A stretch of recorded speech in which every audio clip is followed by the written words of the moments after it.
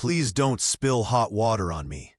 The desperate plea of a little girl echoed through walls that should have protected her, not imprisoned her in fear. Her stepmother's cruelty knew no bounds, pushing boundaries that would eventually catch the attention of someone with both wealth and compassion. Before we begin, make sure to subscribe to the channel and comment where you're watching from. The crooked kitchen of Roseberry Hollow seemed to tilt inward that afternoon, as if the very walls were conspiring to trap 7-year-old Mary Smith. Balanced precariously on a rickety wooden stool, her small bare feet struggled for purchase against the worn surface. The floorboards beneath creaked with age, polished smooth by generations of footsteps that had come before hers. Anna Brown circled the child like a hawk, steam billowing from the kettle clutched in her right hand. Her knuckles had turned white from the grip, matching the tight line of her lips. The shattered remains of a crystal cup lay scattered across the stone floor, an heirloom from Anna's mother, now reduced to glittering shards. "Next time, maybe you won't drop my crystal cup," Anna hissed, her voice barely above a whisper, but cutting through the kitchen like a blade.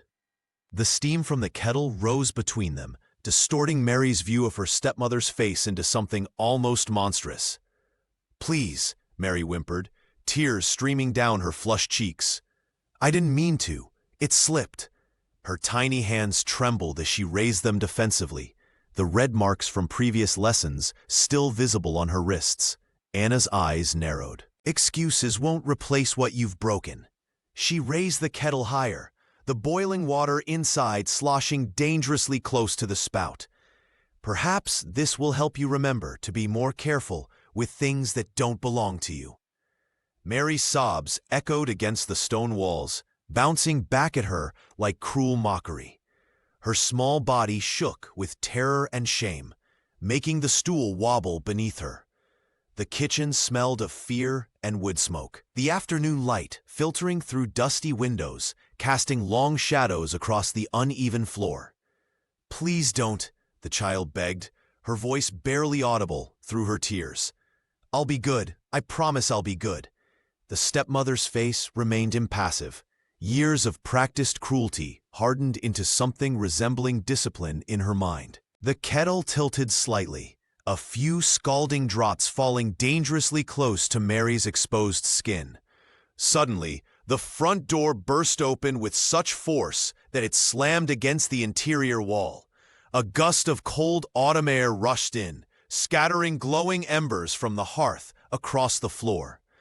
The intrusion was so unexpected that even Anna flinched, the kettle wavering in her grip. Robert Johnson stood in the doorway, his tall frame blocking the light from outside. His eyes, dark as thunderclouds, took in the scene before him in an instant. His presence seemed to slice through the fear like a knife, changing the very atmosphere of the room. Without a word, his gaze locked onto the kettle in Anna's hand, and something dangerous flickered across his face. "Put it down, now." Robert Johnson's command sliced through the kitchen's heavy atmosphere like a blade of ice. There was no room for negotiation in his tone, only the unmistakable authority of someone accustomed to being obeyed. Anna Brown's hand trembled slightly, the first crack in her usually flawless composure. The kettle of scalding water hovered dangerously close to Mary's small, exposed arms. For a heartbeat, the stepmother's eyes narrowed, as if considering defiance, but something in Robert's thunderous expression made her reconsider. Slowly, deliberately, she lowered the kettle back to the stove, her lips pressed into a bloodless line. "Mr. Johnson," she said, her voice honey-sweet yet brittle. "What a surprise! We weren't expecting visitors today." Her fingers smoothed her apron, a practiced gesture meant to project normalcy. The millionaire didn't acknowledge her greeting. Instead, his attention fixed on the trembling child still perched precariously on the rickety stool. Mary's breath caught in her throat, trapped between relief and terror. No adult had ever intervened before. "Come here, child," Robert said, his voice gentler now, though his eyes remained cold when they flicked toward Anna. Mary hesitated, glancing at her stepmother for permission, a learned reflex born of painful lessons. "She's clumsy, you know," Anna offered, regaining her poise. "Always breaking things. I was merely teaching her to be more careful with valuable possessions." Robert stepped closer, his expensive shoes clicking against the worn stone floor of Rosebery Hollow's oldest home.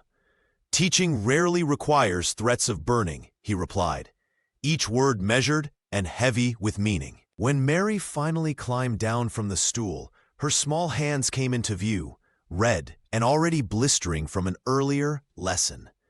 Robert's gaze softened instantly, something deep and pained flickering behind his guarded eyes.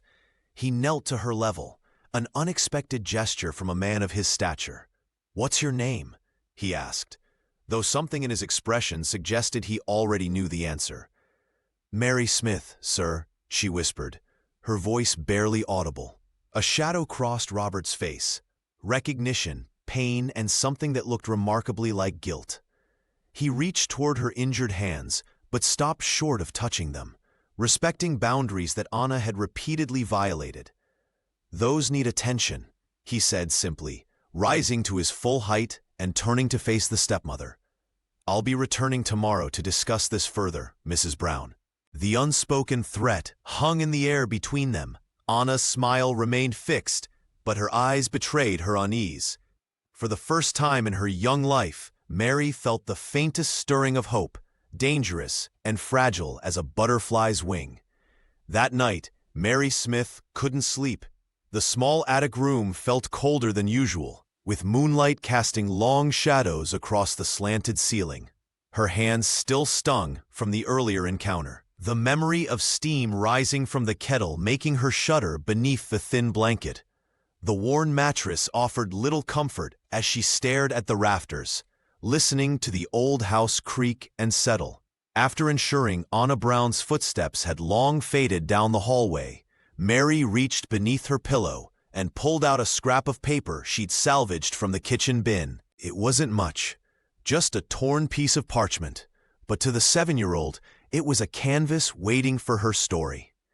With trembling fingers, she retrieved a stub of coal hidden in a crack between the floorboards. The black dust smudged her already dirty hands as she began to sketch. First, the outline of the kettle, menacing and large. Then, the billowing steam curling upward like angry spirits. Finally, her own face, small, tear-streaked, eyes wide with fear. The coal moved across the paper with surprising precision for such young hands. Mary bit her lower lip in concentration, occasionally wiping her eyes with the back of her wrist, leaving dark smudges across her pale cheeks. The drawing wasn't beautiful. It was raw, desperate, honest. The lines were jagged where her hand had trembled most, creating an unintended but powerful effect of motion and emotion. When she finished, Mary held the drawing up to the moonlight. Something about seeing her fear captured on paper made it seem less overwhelming. The terrified girl in the drawing was her, but also separate, as if by creating this image, she had somehow stepped outside her own pain for just a moment. Footsteps in the hallway made her freeze. Mary quickly slid off the mattress and pried up a loose floorboard near the corner of the room. She tucked the drawing into the small cavity where she kept her few treasures. A smooth pebble from the churchyard, a dried flower Nathan had given her, and now this testament to her suffering. As she replaced the board, her heart pounded so loudly she was certain it would give her away. But the footsteps passed, and Mary exhaled slowly, crawling back to her bed. Curling into herself for warmth, she closed her eyes. Something had changed within her. The act of creating, of transforming her pain into something visible, had kindled a tiny flame inside her chest. Not quite hope, not yet, but something equally powerful. A sense that her story mattered, even if she was the only one who saw it. That small, stubborn feeling carried her into sleep, where for once, her dreams were her own. Across the village, Robert Johnson stared at an old portrait in his study, memories churning like storm clouds. The painting, his sister's work, captured a summer day from 20 years ago when laughter still echoed through Roseberry Hollow. His fingers traced the gilded frame, stopping at the small signature in the corner, E. Smith. Elizabeth had been so talented, her brushstrokes bringing life to canvas in ways that made the heart ache. He couldn't forget the look in Mary's eyes, so familiar, so haunted. Those were Elizabeth's eyes, filled with the same quiet intensity. The resemblance was unmistakable now that he'd seen it, a ghost reaching through time. How had he stayed away so long? Guilt pressed against his chest like a stone. The millionaire poured himself a glass of whiskey, the amber liquid catching the firelight. He'd returned to Roseberry Hollow to settle his late father's estate, expecting to sign papers and leave. Instead, he'd witnessed a scene that reopened wounds he thought long healed. That little girl, his niece, trembling before a kettle of boiling water, while her stepmother's face twisted with cruel intent. Robert moved to the window, watching as fog settled over the village like a shroud. Roseberry Hollow was a place where secrets grew like ivy, clinging to every stone. The quaint cottages and cobblestone streets masked decades of whispered rumors and buried truths.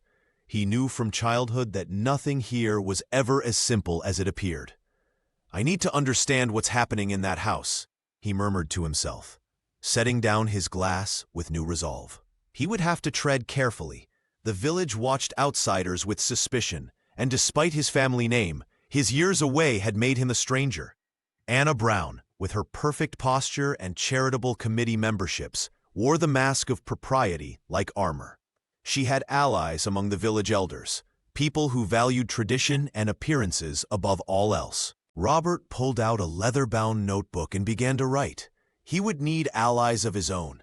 Perhaps Miss Clara Davis, the herbalist whose kind eyes had shown recognition when he'd mentioned Mary's name at the market. Or perhaps the Davis boy, who he'd noticed watching Mary with protective concern. The wealthy man closed the notebook, decision made. His business empire could wait. For now, there was a different kind of work to be done, the kind that couldn't be measured in pounds or property. Tomorrow, he would begin asking questions, carefully unraveling the tapestry of silence that had allowed cruelty to flourish in the shadow of Roseberry Hollow's ivy-covered walls. The morning light barely filtered through the dusty windows of the cottage as Anna Brown paced the kitchen floor, her shadow stretching like a specter across the worn floorboards. Mary Smith huddled in the corner, fingers gingerly touching the tender skin where yesterday's burns still throbbed.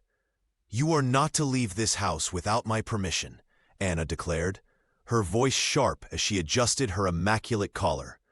"No more wandering about the village, and absolutely no more conversations with that clay boy." Her lips thinned into a cruel line. Children in proper households are seen and not heard. "Perhaps it's time you learned that lesson properly." Mary pressed her small lips together, swallowing the protest that threatened to escape. She nodded silently, though the ache in her chest felt like a stone pressing against her ribs. The stepmother's rules were tightening like a noose, cutting off her few precious connections to kindness in Roseberry Hollow. "I expect the floor scrubbed and the linens washed before sundown," Anna continued, gathering her handbag. "Your uncle's interference yesterday has put ideas in your head that need removing." With that final threat hanging in the air, she swept out the door to attend her weekly social gathering at the village hall. Mary worked through the morning, her small hands raw from the harsh soap and cold water. She paused only when a soft knock came at the back door around midday. Peering through the crack, she saw Miss Clara Davis standing there, her weathered face creased with concern. "I thought you might need this, child," the retired herbalist whispered, quickly pressing a small tin into Mary's palm when she was certain Anna wasn't present. "For those burns, apply it morning and night." The 7-year-old clutched the gift, tears welling in her eyes. "Thank you," she whispered, her voice barely audible. Clara's gentle fingers brushed a strand of hair from Mary's face. "You have your mother's spirit," she murmured, glancing nervously over her shoulder. "Remember that strength lives in quiet places too." Before leaving, the older woman squeezed Mary's shoulder and added, "The lavender behind the church is blooming. It has healing properties beyond what any doctor might prescribe." After Clara departed, Mary retreated to her attic room. She opened the tin, inhaling the soothing scent of herbs and beeswax. As she applied the balm to her burns, the physical relief was immediate, but the emotional comfort of knowing someone cared enough to risk Anna's wrath was the true medicine. She hid the tin beneath the loose floorboard where her drawings lay concealed. In this house of sharp words and cruel intentions, these small kindnesses were lifelines, secret rebellions against the silence Anna demanded. Mary's fingers traced the tin's edge, and for the first time that day, she allowed herself a tiny smile. The old stone church at the edge of Roseberry Hollow cast long shadows across the overgrown churchyard. Here, hidden from prying eyes, Mary Smith found a sanctuary among wild lavender and forgotten gravestones. Miss Clara Davis waited for her there 3 afternoons a week, her weathered hands always busy sorting herbs or weaving small baskets. "Careful now," the retired herbalist instructed, guiding Mary's small fingers toward a cluster of green leaves. "This is yarrow, nature's bandage. The soldiers used it in the old wars to stop bleeding." The 7-year-old listened intently, her eyes wide with wonder. These secret meetings had begun after Clara had treated her burns, noticing how the child flinched at the slightest touch. Something in Mary's trembling silence had awakened the older woman's protective instincts. "Will it help with burns too?" Mary whispered, unconsciously rubbing her healing wrists. Clara's eyes softened. "For burns we use this." She plucked a sprig of aloe, breaking it open to reveal its cooling gel. "Nature provides remedies for all manner of hurts, child, even the ones we cannot see." As weeks passed, their lessons expanded beyond herbs. Clara shared stories of her own childhood, of girls who faced cruelty but found their strength. She spoke of Mary's mother, fragments of memories she'd collected over the years, precious details Anna Brown had tried to erase. "Your mother could name every wildflower in the county," Clara revealed one afternoon, watching Mary's face illuminate with joy. "She had an artist's eye, just like you." These stolen hours felt dangerous but necessary, like breathing after being underwater too long. Mary learned to identify which plants healed and which harmed, how to make simple tinctures and salves. More importantly, she learned that kindness could exist without conditions.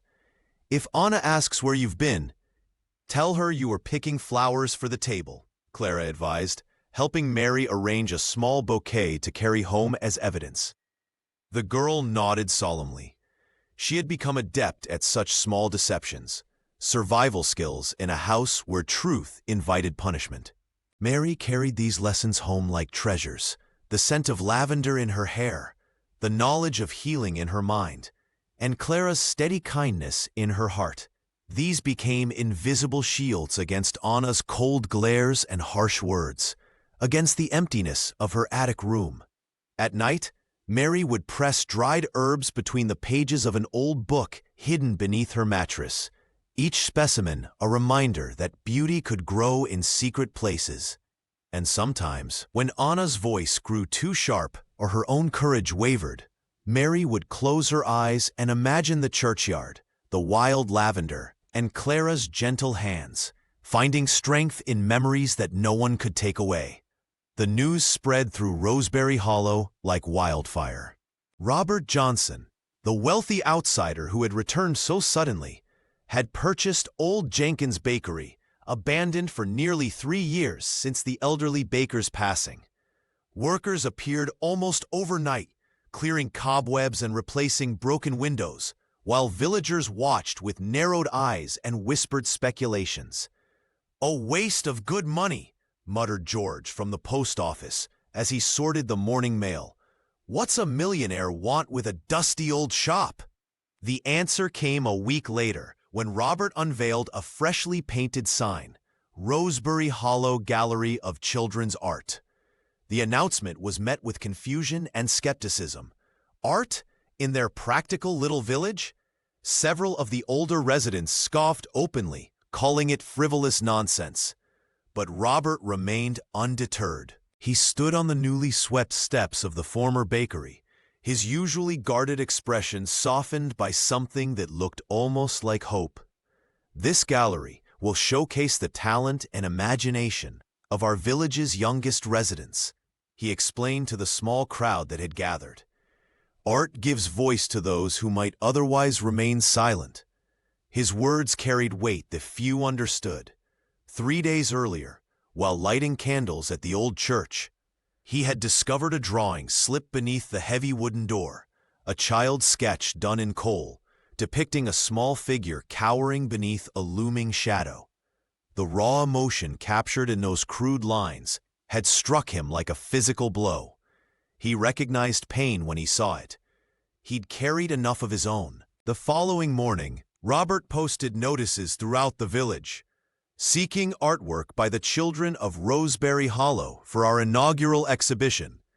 All submissions welcome, anonymity respected if desired. Miss Clara Davis noticed the flyer while gathering herbs near the church. The retired herbalist paused, reading it twice before a knowing smile crossed her weathered face. She had seen Mary's drawings, glimpsed them during their secret meetings, and recognized the child's extraordinary talent born from extraordinary pain. Meanwhile, Anna Brown tore down every notice she encountered, crumpling the paper with white-knuckled fury. "Ridiculous distraction," she told neighbors with a tight smile. "Children should focus on practical skills, not waste time on silly drawings." But her efforts came too late. The village children had already begun whispering about the mysterious gallery and the wealthy man who wanted to display their art. Even Nathan, the quiet boy who delivered firewood, mentioned it to Mary during one of their furtive conversations by the woodpile. That night, Robert sat alone in his study, staring at the anonymous drawing. Somewhere in Rosebery Hollow, a child was silently screaming for help. He was determined to answer. The full moon hung like a silver pendant in the sky as Mary Smith slid from beneath her threadbare blanket. Her small feet barely made a sound on the worn floorboards of the attic. She listened, breath held, for any sign that Anna might be awake. The house remained silent, except for the occasional creak of the old structure settling. Clutching her newest drawing to her chest, Mary descended the narrow staircase with practiced stealth.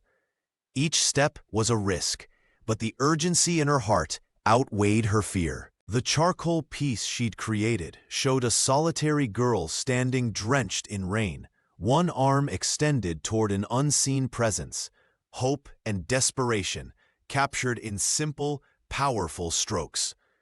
The night air bit at her skin as she slipped outside, the moonlight casting long shadows across Rosebery Hollow. Mary darted between patches of darkness, her small figure a ghost moving through the sleeping village. The converted bakery loomed ahead, its fresh paint gleaming silver in the moonlight. Robert Johnson's art gallery, a beacon of possibility. She approached the building cautiously, scanning for any late-night passerby. The suggestion box Robert had installed beside the entrance was a simple wooden container with a slot on top. Mary's fingers trembled as she carefully folded her drawing and pushed it through the opening. The soft thud it made falling inside seemed thunderous in the quiet night. "Please see me," she whispered, her words disappearing into the cool air. The journey back felt both longer and lighter. Mary navigated through the village with renewed purpose, pausing only once when she thought she glimpsed Miss Clara through a cottage window. The herbalist seemed to be brewing something by candlelight, her silhouette a comforting reminder that kindness existed in this world. Back at the house, Mary froze when a floorboard creaked beneath her weight. She counted her heartbeats. 1, 2, 3. Before continuing her ascent to the attic. Anna's snores from the main bedroom confirmed the child's safe passage. Curled once more beneath her thin blanket, Mary hugged herself tightly. The contradictory emotions swirling within her chest made her dizzy. Terror at what Anna would do if she discovered this act of defiance. Yet exhilaration that somewhere in the village, her truth would soon be seen. For the first time since her mother's death, Mary had spoken without words. Her pain, her fear, her longing, all captured in charcoal and paper. Though the drawing bore no signature, it carried her essence. Someone might recognize the suffering in those lines. Someone might hear her silent cry. As sleep finally claimed her, the little girl's lips curved into the faintest smile. Her secret was out there now, beyond Anna's reach, waiting to be discovered. Nathan Davis had been watching Mary Smith for weeks. The firewood boy with perpetually tousled hair noticed things others missed, like how the small girl's hands sometimes trembled when she thought no one was looking, or how her eyes darted toward the cottage windows whenever she lingered too long outside. One crisp morning, as Mary hurried past the woodpile with her head down, Nathan cleared his throat. "You walk like you're always running from something," he said softly, arranging logs in his weathered cart. Mary froze, her thin shoulders tensing beneath her worn dress. "I'm not supposed to talk to you," she whispered, glancing nervously toward her home. "Anna doesn't like my family much," he acknowledged with a shrug. "But she can't see us from here." The boy gestured to the shadow of the old oak that concealed them from view. Hesitantly, Mary stepped closer. There was something in Nathan's bright, curious eyes that made her feel seen. Not as the troublesome child her stepmother described, but as someone worth knowing. "Here," he said, placing 2 fingers between his lips. A sharp, clear whistle pierced the air. "I can teach you that. It carries far, all the way to Miss Clara's cottage." His voice dropped. "If you ever need help when Anna's temper gets bad." Over the following weeks, they developed a secret language. Mary cactused whistling behind the garden shed until her signal became as clear as birdsong. Their friendship unfolded in 5-minute conversations, in moments stolen between chores and obligations. "Poetry helps me make sense of things," Nathan confided one day, slipping her a scrap of paper folded into a tiny square. "Words can be a shield sometimes." Mary unfolded it carefully, reading his neat script about a bird with clipped wings who learned to sing instead of fly. That evening, she returned with a charcoal sketch of the same bird, but with shadows of new feathers beginning to emerge. Nathan's eyes widened. "You have a gift," he whispered, tucking the drawing into his pocket like treasure. Their exchanges continued, his words for her images, hope folded small enough to hide. The firewood boy taught Mary to recognize which adults in the village could be trusted, which windows faced away from prying eyes, which paths led unseen between cottages. "My father says your uncle is stirring things up," Nathan mentioned one afternoon. "Opening that gallery, asking questions about old families." Mary's fingers stilled on the stick she'd been using to draw in the dirt.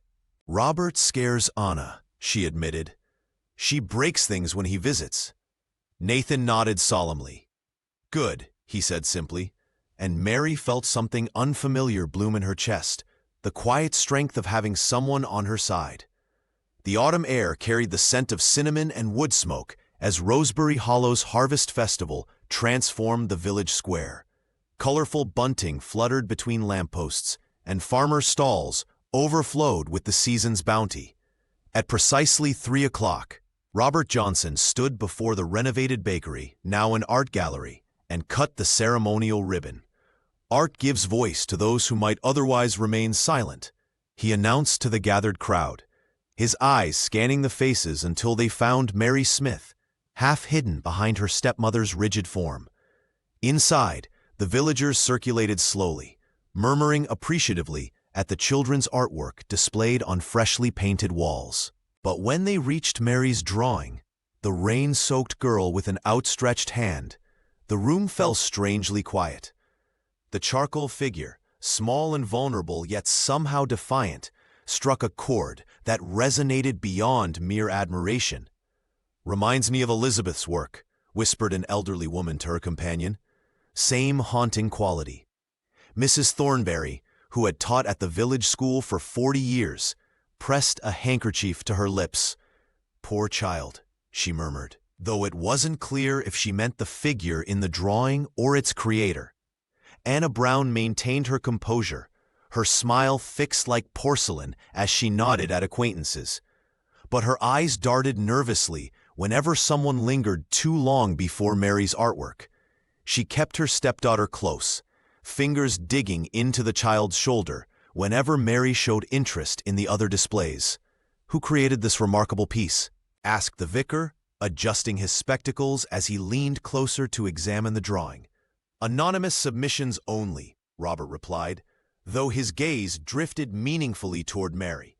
The artists were encouraged to express themselves without fear of judgment. When he announced the charity auction would begin at sunset, a ripple of excitement passed through the crowd. Anna's grip on Mary's shoulder tightened visibly, causing the girl to wince. "We'll be leaving before then," the stepmother declared, her voice brittle as frost. "Mary has chores waiting at home." Miss Clara Davis approached with a cup of cider for the child. "Surely the chores can wait on such a special day," she suggested, her gentle tone belying the steel in her eyes as she met Anna's glare. Nathan Davis slipped through the crowd, pausing near Mary long enough to whisper, "Your drawing is the best one here," before his mother called him away. As twilight approached and lanterns were lit around the square, Anna practically dragged Mary toward home, her whispered threats lost in the festival music. Behind them, Robert watched with growing concern, the pieces of a painful puzzle slowly taking shape in his mind. Mary glanced back once at the gallery, where her truth hung illuminated for all to see, her silent cry for help finally visible in the warm glow of the harvest lights. The auction hall buzzed with excitement as Mary's charcoal drawing, the haunting image of a girl in the rain, commanded attention from everyone present. When the final bid was announced, a collective gasp rippled through the crowd. The piece had fetched £25, more than any other artwork that evening. "Sold to the gentleman in the back," announced Robert Johnson, his voice carrying across the room. The buyer remained anonymous, a tall figure who dabbed at his eyes before quietly collecting the drawing and slipping away.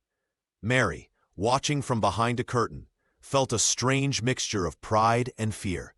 Someone had seen her truth and found it valuable. Anna Brown's face had turned to stone throughout the bidding.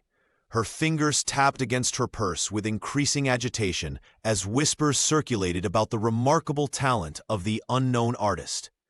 When she spotted Mary peering from behind the drapery, her eyes narrowed to dangerous slits. The walk home was silent, Anna's grip on Mary's shoulder painfully tight. The little girl knew better than to speak, each step bringing a growing sense of dread. It wasn't until they reached the house that her stepmother's composure finally shattered. "Empty your pockets," Anna demanded, her voice unnaturally calm. Mary hesitated, then slowly pulled out a single coin Nathan had given her weeks ago, a token of their friendship, something to hold when she felt alone. "So you're a thief as well as a liar," Anna hissed, snatching the coin. "Where did you get this? Have you been sneaking around with that Davis boy again?" "Nathan gave it to me," Mary whispered, her small frame trembling. "It's just a—" The slap came without warning, sending Mary stumbling backward. Anna's face contorted with a fury that went beyond the coin, beyond even the drawing. Something deeper was breaking loose. "You ungrateful child," she shouted, grabbing Mary's arm and dragging her toward the cellar door. "After everything I've done for you!" Mary's feet scraped against the floor as she tried to resist, but her stepmother's strength was overwhelming. The cellar door creaked open, revealing stone steps descending into darkness. The musty smell of damp earth rose to meet them. Please, Mary begged, tears streaming down her face. I didn't steal anything. Anna pushed her forward, causing the child to stumble down several steps. You'll stay there until you learn respect, she said, her voice hollow with something that might have been madness. No more drawings, no more friends, no more defiance. The door slammed shut, the lock clicking with terrible finality. In the darkness, Mary huddled against the cold wall, her artistic hands clutching her knees to her chest. Above her, she could hear Anna pacing, muttering about discipline and proper behavior, words that barely masked a desperate woman's crumbling control. The darkness of the cellar enveloped Mary Smith like a heavy blanket, cold and damp against her small frame. She huddled in the corner, her knees drawn to her chest, listening to the house creak above her. The stone walls seemed to breathe with ancient secrets, and somewhere, water dripped in a steady rhythm that marked the passing hours. I'm sorry, she whispered to her imaginary audience of drawings, hidden beneath her attic floorboard. Her voice was barely audible, as if even in solitude she feared being overheard. I should have been more careful. The little girl traced invisible patterns on the dirt floor, recreating from memory the lines and shadows of her artwork. Each drawing had been a piece of her soul committed to paper, evidence of her existence, her pain, her hope. Now, locked away in this underground prison, she wondered if they would be all that remained of her. Meanwhile, in the village, Miss Clara Davis stood at her cottage window, a cup of herbal tea growing cold in her weathered hands. Mary had missed their secret meeting behind the church 3 days in a row, something the child had never done before. Something is wrong, the herbalist told Robert Johnson when he arrived at her door, responding to her urgent message. The girl never misses our lessons. She treasures them too much. Robert's face darkened with concern. Anna claimed she was ill when I inquired at the market yesterday. And you believed her? Clara's voice carried an edge rarely heard from the gentle woman. No, he admitted, his gaze dropping to the floor. But confronting her directly could make things worse for Mary. Together, they began a discreet investigation. Robert visited Nathan, finding the boy by the woodpile behind his family's modest home. She always whistles when she needs help, the firewood boy explained, demonstrating the sharp, distinctive signal they'd developed. But I haven't heard it for days. Clara spoke with the village baker, who confirmed seeing Anna Brown purchasing supplies alone, without her stepdaughter in tow, unusual for market day. The school teacher reported Mary's absence, and the church caretaker mentioned Anna's strange behavior during Sunday service, how she'd flinched when the sermon touched on forgiveness. As evening fell, Robert and Clara stood before the imposing silhouette of Roseberry Hollow's oldest house, its ivy-covered walls concealing countless secrets. She's in there somewhere, Robert whispered, his resolve hardening. And tomorrow, we're getting her out. Inside the cellar, Mary closed her eyes and pictured sunlight streaming through trees, the smell of lavender, and the sound of Nathan's poetry. Her body was weak, but her spirit remained unbroken. She would survive this darkness. She had to. Her drawings were waiting. In the dim light of his study, Robert Johnson's hands trembled as he unsealed the yellowed envelope. The letter inside, written in his sister's flowing script, was dated just 3 months before her death.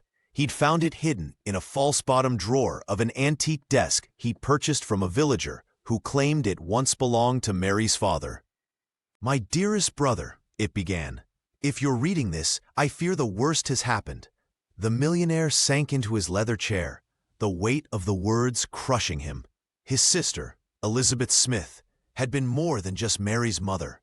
She had been one of Britain's most promising young artists, her landscapes and portraits catching the attention of London galleries before she'd retreated to Roseberry Hollow for reasons he'd never fully understood.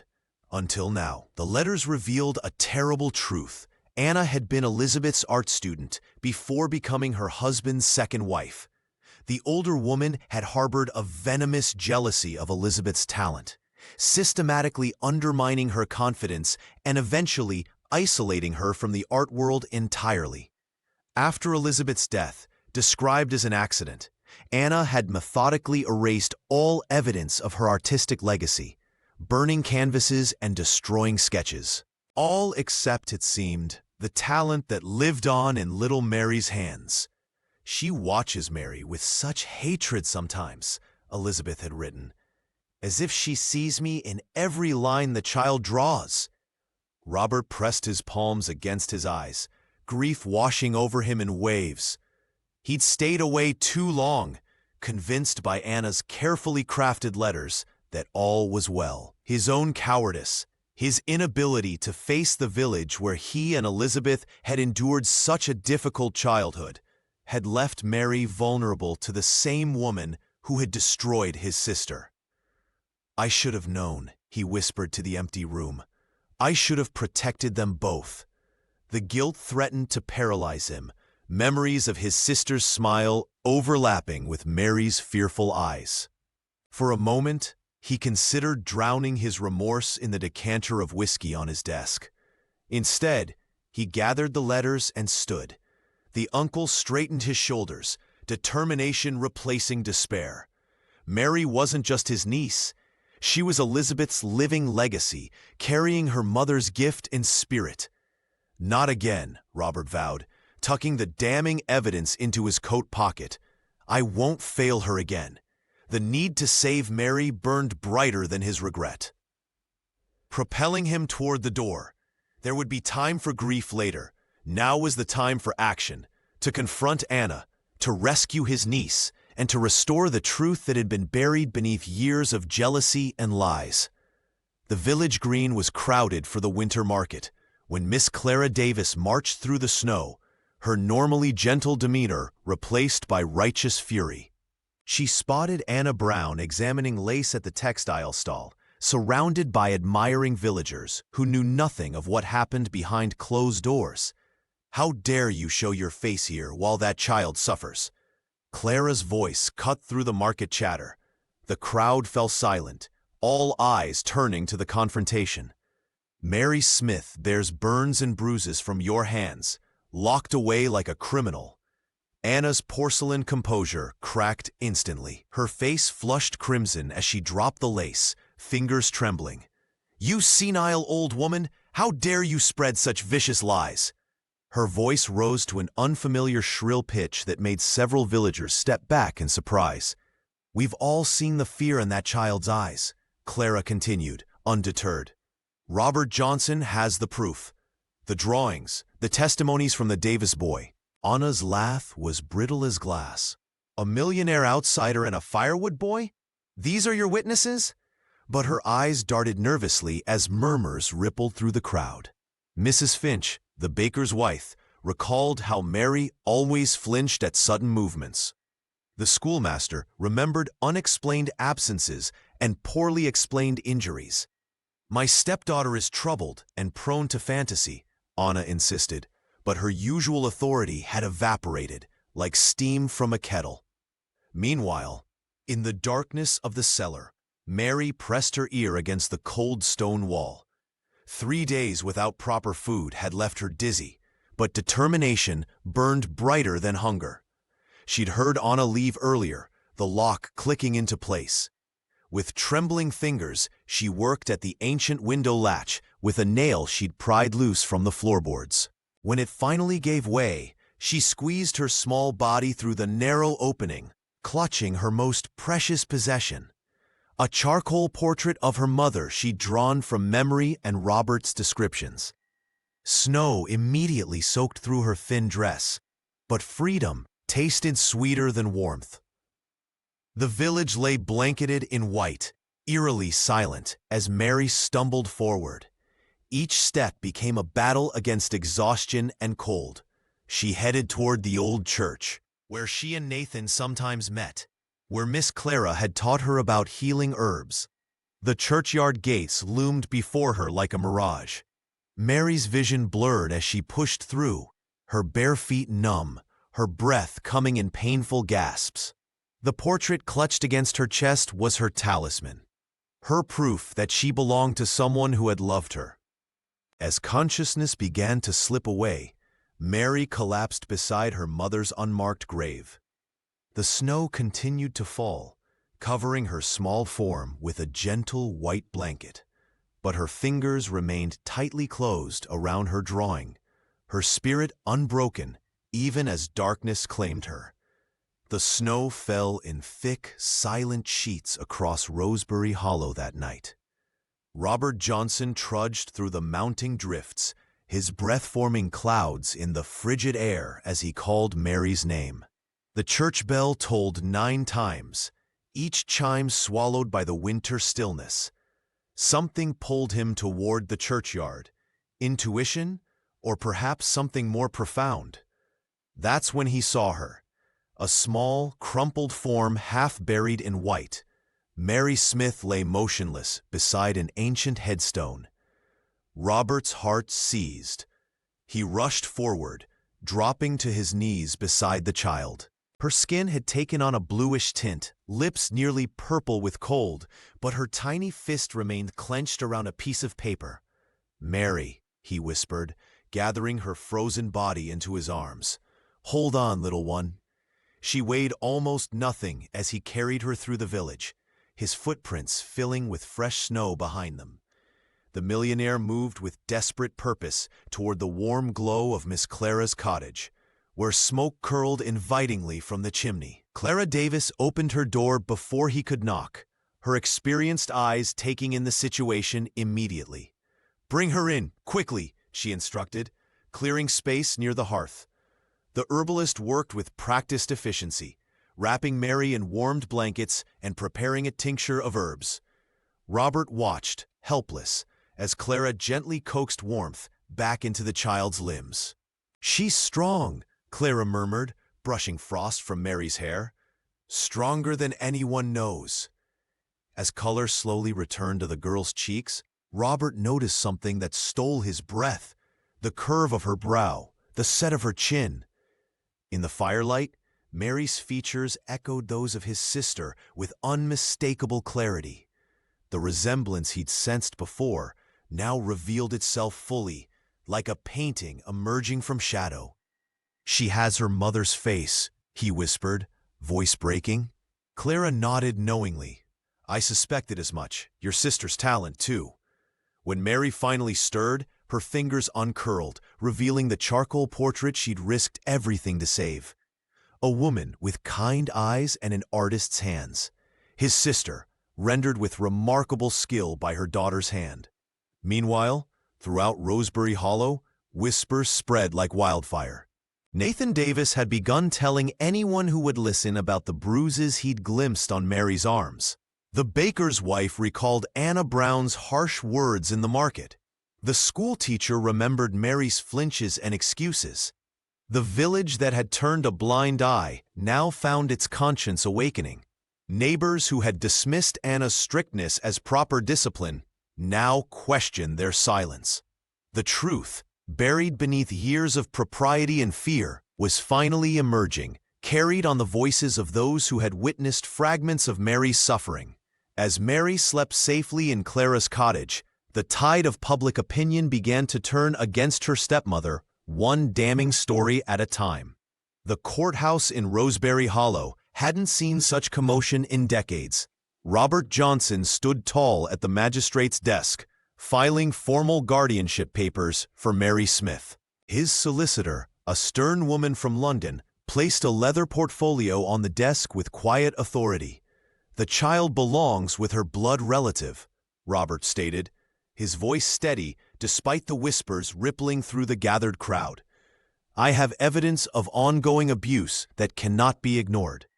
Anna Brown arrived minutes later, her hair perfectly arranged and her face a mask of wounded dignity. She clutched a handkerchief, dabbing at dry eyes as she greeted sympathetic villagers with practiced grace. "Mary has always been troubled," she whispered loudly enough for nearby ears.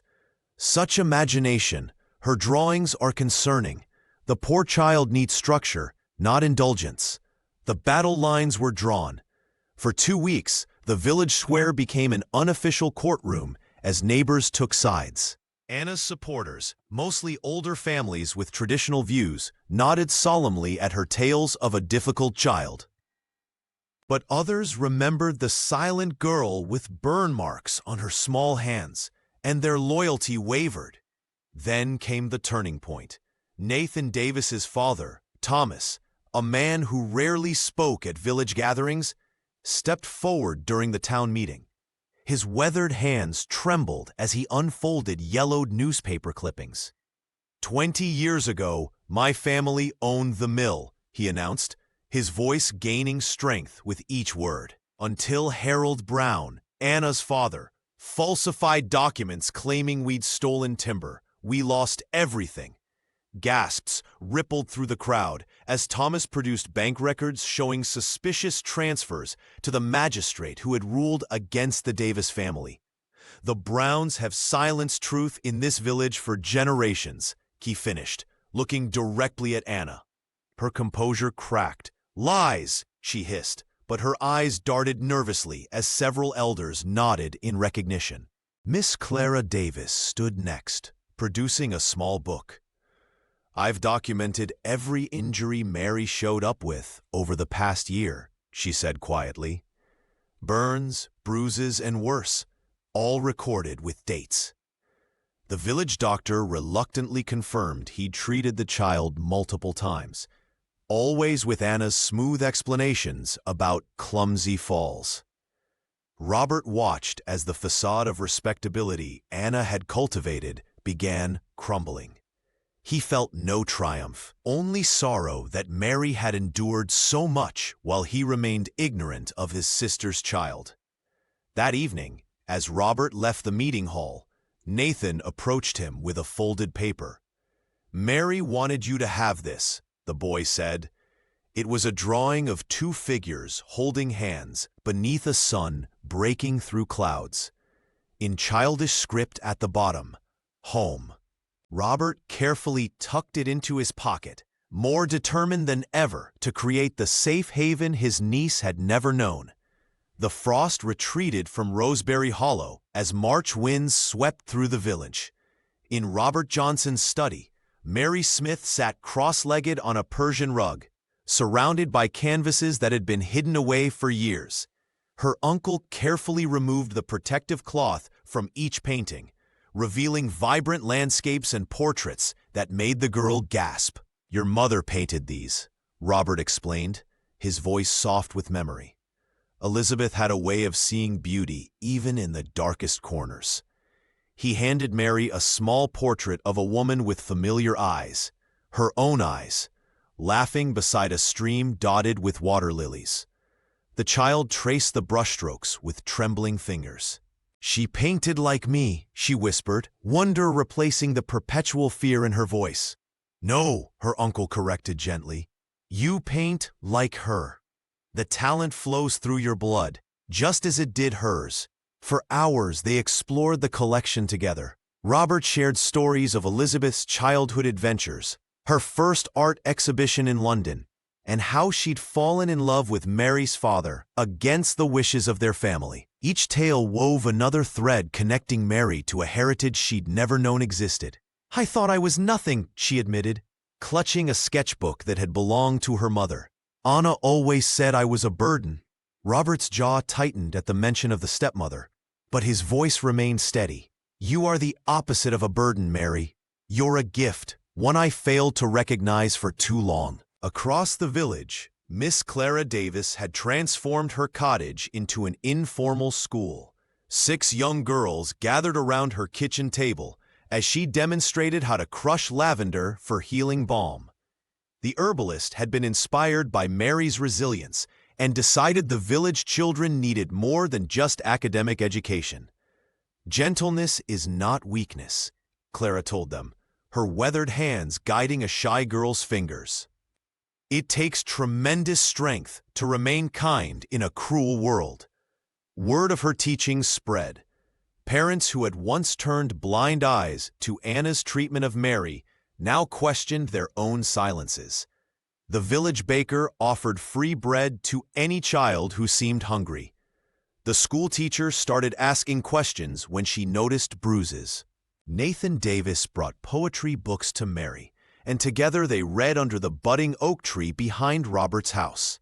The boy's presence was a comfort, someone who had seen her at her most vulnerable and still valued her friendship.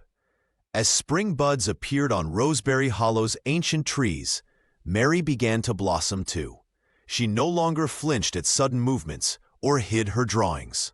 The legacy of her mother's talent gave her something Anna could never take away, a sense of belonging to something larger than her pain, a lineage of creativity and courage that ran in her veins like a powerful current.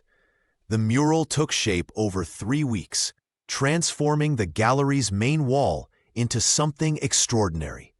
Mary Smith and Nathan Davis worked side by side, her charcoal sketches flowing into his carefully penned verses. The piece depicted a journey from darkness to light, beginning with a small girl huddled in shadow and ending with her standing tall beneath an open sky, surrounded by supportive figures. "The words should curl around her like protective arms," Mary suggested one afternoon, her small fingers tracing the path where Nathan's poetry would flow. The boy nodded, his tousled hair falling across his forehead as he carefully inked his verses about courage and found family. Their collaboration drew curious villagers who watched in respectful silence as the two children created something that spoke truths many adults had been too afraid to voice. When completed, the mural caught the attention of a London art curator visiting Roseberry Hollow. Impressed by both the technical skill and emotional depth, she invited the piece to join a national children's art tour titled Young Voices, Bold Visions. "They want to exhibit your work across the country," Robert told his niece one evening as they sat in Miss Clara's garden. "Under your real name, Mary Smith." Mary's eyes widened. For so long her name had been whispered or spat, never celebrated. The thought of seeing it printed on a gallery card made her breath catch. "Will you come with me?" she asked, suddenly afraid. "Every step of the way," her uncle promised. The night before they were to leave for London, Robert found Mary sitting on the cottage porch, sketching the stars. He lowered himself beside her, his usual composure giving way to something more vulnerable. "I should have come back sooner," he admitted, his voice rough with emotion. "I knew Anna was difficult, but I never imagined. I was afraid of facing your mother's memory, my own sister, and I failed her by failing you." Mary set down her charcoal, her hands now steady where they once trembled. "You came when I needed you most," she said simply. "Not soon enough," Robert whispered. Mary leaned against him, her small frame fitting perfectly against his side. "We can't change what happened before," she said, wisdom beyond her years coloring her words. "But we get to decide what happens next." Their embrace spoke volumes, a silent promise that the past would no longer dictate their future. The healing had begun, not just for Mary and her uncle, but for Roseberry Hollow itself, as the village slowly learned to protect its children rather than its secrets. The grand hall of the London Children's Art Museum glowed with soft amber light as Mary Smith stood on the polished oak stage. Her drawings, once hidden beneath floorboards, now hung proudly on cream-colored walls, each piece illuminated to reveal every careful stroke and shadow. The young artist's hands, once burned and trembling, now rested steady at her sides as she faced the crowd of art critics, patrons, and fellow villagers who had traveled from Roseberry Hollow for this moment. "These aren't just drawings," Mary said, her voice clear and unwavering. "They're maps of where I've been." The microphone carried her words to the farthest corners of the room, where Robert Johnson stood watching, his eyes glistening with pride and a touch of sorrow for the years lost. The applause that followed her short speech wasn't born of pity. It celebrated resilience. Critics praised her technical skill, remarkable for a child of 7. But what moved them most was the raw emotion captured in charcoal and shadow. The centerpiece, A drawing of a girl emerging from darkness into light had already been purchased by the National Gallery for their permanent collection. Miss Clara Davis dabbed at her eyes with a handkerchief, the herbalist's weathered hands trembling slightly as she watched her young mentee receive a standing ovation. Beside her, Nathan shuffled his feet, uncomfortable in his new shoes, but beaming with quiet joy for his friend's triumph. In the shadowed alcove near the exit, Anna Brown stood motionless, her once imposing figure now diminished. She had come uninvited, drawn by something between regret and disbelief. The stepmother's carefully constructed facade had crumbled in the weeks following the scandal. The village that once respected her now turned cold eyes her way, and the court had granted Robert full guardianship of Mary without hesitation. As Mary stepped down from the stage, surrounded by well-wishers, her gaze briefly met Anna's across the room. There was no hatred in the child's eyes, only a calm acknowledgement, and perhaps the faintest trace of pity.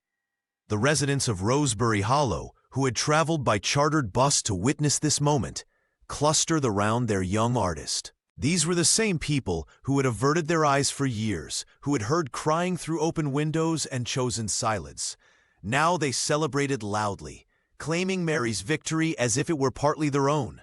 Robert placed a gentle hand on his niece's shoulder as cameras flashed. "Your mother would have been so proud," he whispered, his voice catching. Mary nodded, knowing that somewhere in the gallery hung a small portrait of her mother, the woman whose artistic legacy flowed through her veins, whose story was only now being told. Years had passed since that terrifying day in the kitchen, yet Mary Smith could still recall the steam rising from the kettle, the cold terror in her chest. But now, at 17, those memories no longer paralyzed her. They had transformed into powerful imagery that spoke to people across the country. The National Youth Arts Exhibition had featured her work prominently. Charcoal sketches that told stories of shadows and light, fear and triumph. Critics praised her remarkable emotional depth and unflinching honesty. Mary stood before her collection, a confident young woman where once a frightened child had trembled. "You've come so far," Robert whispered, his hand gently resting on her shoulder. Her uncle's eyes glistened with pride as he surveyed the crowded gallery. The millionaire who had burst through the door that fateful day had become her guardian, her champion, her family. Miss Clara had traveled all the way from Rosebery Hollow for the exhibition, her weathered hands clasping Mary's as they viewed the centerpiece. A large canvas depicting a small girl standing tall amid swirling darkness, holding a glowing ember of hope. "Your mother would be so proud," the herbalist said softly. "You've honored her legacy in ways she could never have imagined." Nathan stood nearby, now a published poet at 19. His quiet presence a reminder of those whispered conversations by the woodpile that had sustained her through the darkest times. Their friendship had deepened with age, evolving into something neither could yet name, but both treasured deeply. In the corner of the gallery, a woman in a gray coat watched silently. Anna had aged dramatically, her once immaculate appearance now marked by the toll of public disgrace and private regret. She made no attempt to approach, but her presence was acknowledgement enough of all that had transpired. After the exhibition closed, Mary and Robert walked home under a canopy of stars. The village of Rosebery Hollow welcomed them with lit windows and nodding neighbors, so different from the closed doors and averted gazes of years past. "Do you ever regret coming back?" Mary asked her uncle as they passed the old church where she had once hidden her drawings. Robert shook his head. "Not for a moment. Some journeys are meant to be difficult." The cottage they now shared stood warm against the night, its garden filled with Clara's healing herbs and its walls adorned with Mary's art. Inside, sketches of her mother hung alongside her own work, a visual conversation across time. Mary Smith had transformed her pain into purpose, her fear into courage. The village that had once harbored cruelty behind ivy-covered walls now stood as a testament to change, a place where secrets could no longer fester in silence, where kindness had finally found fertile ground to flourish and grow.